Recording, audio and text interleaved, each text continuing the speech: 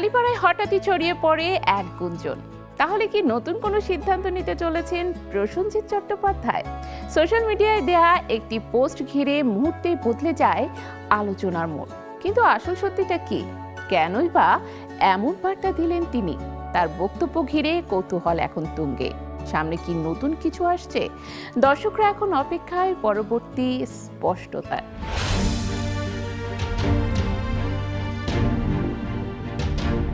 নীরবতা ভেঙে হঠাৎই সোশ্যাল মিডিয়ায় এক পোস্ট, আর সেই এক পোস্টই যেন উল্টে গেল গুঞ্জনের পুরো চিত্র। টলিউডের রাজনৈতিক আলোচনার মাঝখানে যখন নাম জড়িয়ে যাচ্ছিল একের পর এক তারকার, ঠিক তখনই মুখ খুললেন জনপ্রিয় অভিনেতা প্রসেনজিৎ চট্টোপাধ্যায়। আর তার স্পষ্ট বার্তায় থমকে গেল সব জল্পনা কল্পনা।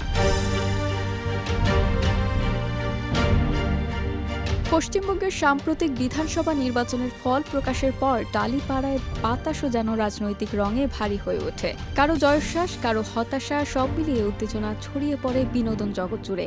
এই উত্তপ্ত পরিস্থিতির মধ্যেই শুরু হয় নতুন গুঞ্জন। কে কোন রাজনীতির শিবিরে ঝুঁকছেন, কার সঙ্গে ঘনিষ্ঠতা বাড়ছে, আর কার ভবিষ্যৎ রাজনৈতিক পথ দিয়ে কি হতে পারে।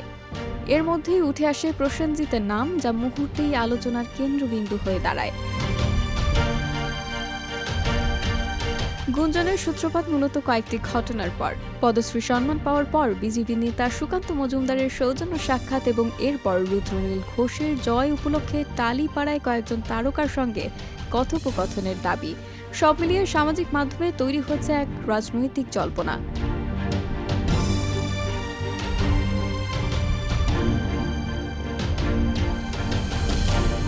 অনেকেই ধরে নেন হয়তো এবার অভিনয় থেকে রাজনীতির মঞ্চে পা রাখতে চলছেন এই বর্ষিয়ান অভিনেতা। কিন্তু সব অনুমান থামিয়ে দিয়ে মঙ্গলবার নিজের অবস্থান পরিষ্কার করেছেন প্রসেনজিৎ। তিনি জানান, দীর্ঘদিন ধরে তিনি শুধুমাত্র অভিনয় জগতেই আছেন এবং ভবিষ্যতে সেই পথেই থাকতে চান। তার ভাষায়, আমার গায়ে কোনো রাজনৈতিক রং লাগাবেন না, এই একটি বাক্যই তিনি যেন পুরো বিতর্ককে সরাসরি প্রত্যাখ্যান করেন।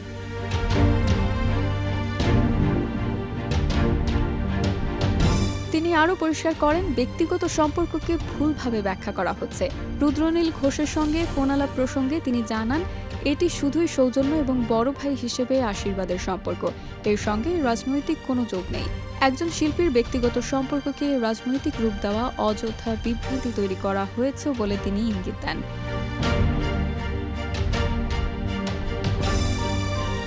এর আগেও তার পরিবারের নাম দিয়ে গুজব ছড়িয়েছিল। বিশেষ করে তার ছেলের নামে ভুয়া সোশ্যাল মিডিয়া পোস্টকে কেন্দ্র করে তৈরি হয়েছিল নতুন বিতর্ক।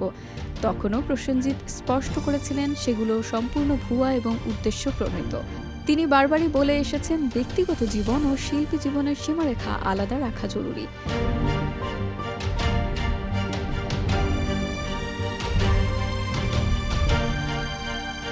সব মিলিয়ে রাজনৈতিক উত্তাপের মাঝেও নিজের অবস্থানে অনড় ছিলেন এই টালিউড তারকা। গুঞ্জনের ঢেউ যতই বড় হোক না কেন, তিনি স্পষ্ট করে দিলেন তার পরিচয় একটাই, তিনি একজন অভিনেতা এবং সেই পরিচয়ের বাইরে কোনো রঙেই নিজেকে রাঙাতে চান না।